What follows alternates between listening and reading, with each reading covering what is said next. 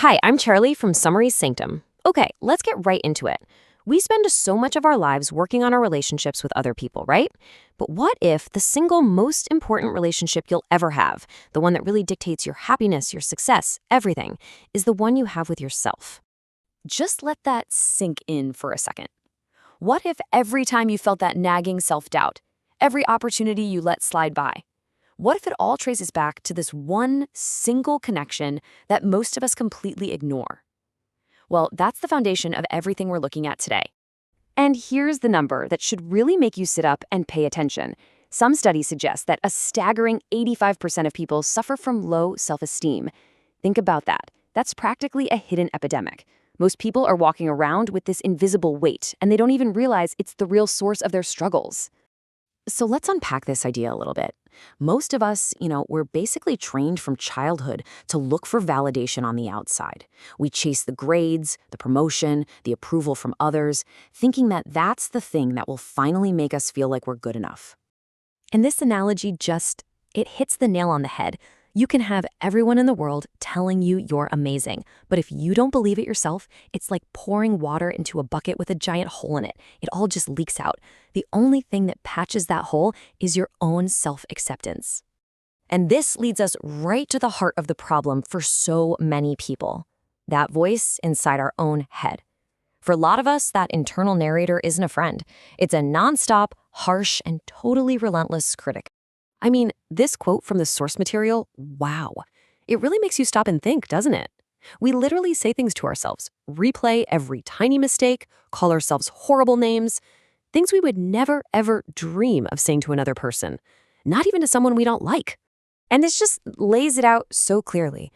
Look at the difference. A friend messes up, we're all like, hey, it's okay, you'll learn from it, you got this. But when it's us, it's, you're so stupid, you'll never get it right.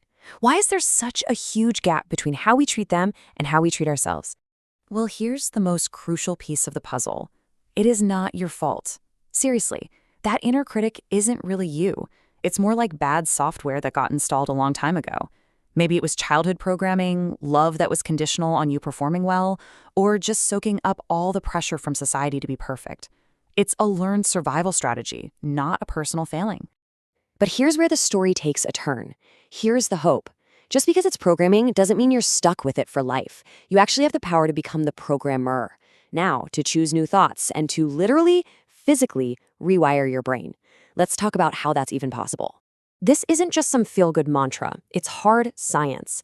It's called neuroplasticity. Your brain isn't fixed. Every single time you interrupt that inner critic and choose a thought of self-compassion instead, you are physically strengthening a new neural pathway. It's like working a muscle. The more you do it, the stronger and more automatic it gets. So the next logical question is, okay, that's great, but how do I actually do it? Well, the source material gives us an amazing practical framework. It's a foundation built on 4 very distinct pillars. This is the actionable part. And here they are: self-awareness, self-acceptance, self-compassion, and self-care.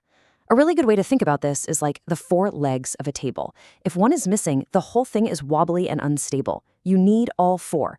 So let's break them down one by one. First up, self-awareness. You just can't change what you're not aware of. This isn't about judging yourself for your thoughts. It's just about noticing them, like a scientist. When you feel that flash of anger or that pit of anxiety, instead of just reacting, you take a step back and ask, interesting. What's the story my mind is telling me right now? That little bit of space is everything. Pillar number 2 is self-acceptance. And this one is so radical. It means you stop fighting with yourself. It's about looking at the whole picture. The part of you that's ambitious and the part that's lazy, the kind part and the insecure part, and just letting it be without needing to fix it right away. It's saying, this is me right now, and that's okay. Next, we have self-compassion. This is the direct antidote to that nasty inner critic. It's consciously changing the tone of your inner voice. So when you make a mistake, instead of, you're an idiot, you learn to say, hey, that was tough, and you did the best you could. What can we learn? It's really as simple as asking yourself, would I ever talk to my best friend this way? And finally, self-care. And let's be super clear.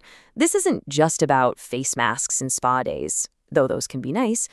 True self-care is an act of discipline.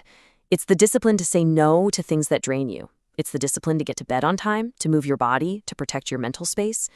It's the daily, sometimes boring practice of proving to yourself that you are worthy of being cared for. So, when you actually start to build your life on these 4 pillars, something incredible happens. Everything changes.